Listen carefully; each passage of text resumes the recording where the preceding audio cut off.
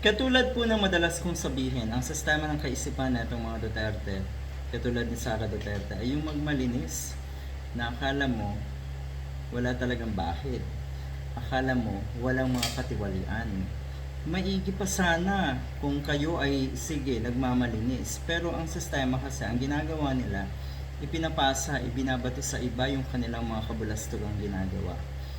Una, may pahayag erong si Sara Duterte na kuno ay ayaw na ayaw niya sa ayuda. Ayaw na ayaw niya namimigay ng ayuda. Pero ngayon, dahil nga nasa stage etong si Sara Duterte na ayusin ang kanyang pangalan, damage control, ika nga. Ayan, bumibisita kung saan-saan at siguradong may paayuda rin. Huwag po kasi kayong magsalita ng tapos.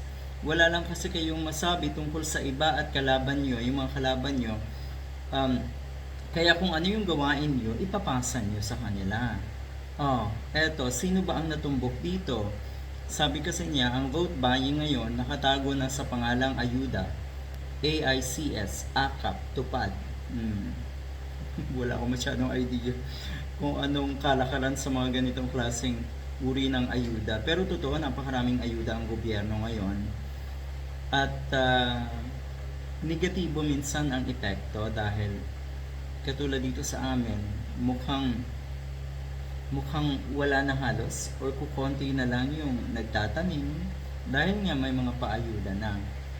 Sa kabilang banda, pwede sana itong maging positibo kung merong education kung paano gamitin itong mga ayuda na ito.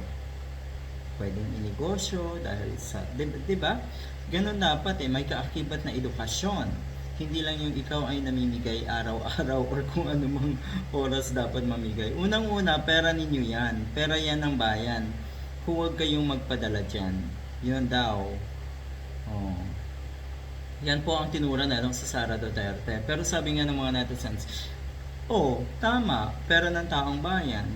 So parang binabalik nga lang daw. Kesa naman nakawin, kesa naman ibulsa ng mga politiko na katulad nino.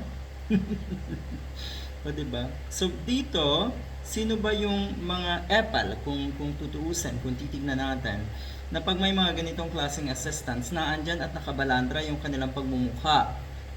Ayan, si Duterte mismo, si Bongo. Ay naku, napakarami niyan, si Bongo.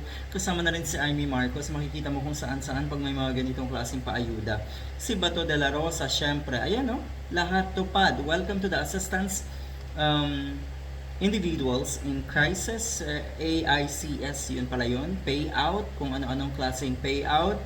Ayan, lahat po ng mukha na itong si Bongo. Or ang pagmumukha po ni Bongo, ang pagmumukha ni Mr. Robin Padilla, ni Bato de la Rosa, ni Digong ang nakabalandra dito sa mga payouts na ito. So, ano yung sinasabi ni Sara Duterte na ito na yung vote buying? Bakit? Nung panahon niyo po, paano po ba ang sistema ng vote buying niyo? Malala rin. Yan yung sinasabi ko na ang galing niyo pong magmalinis. Pero nako, tingin-tingin kasi sa sarili.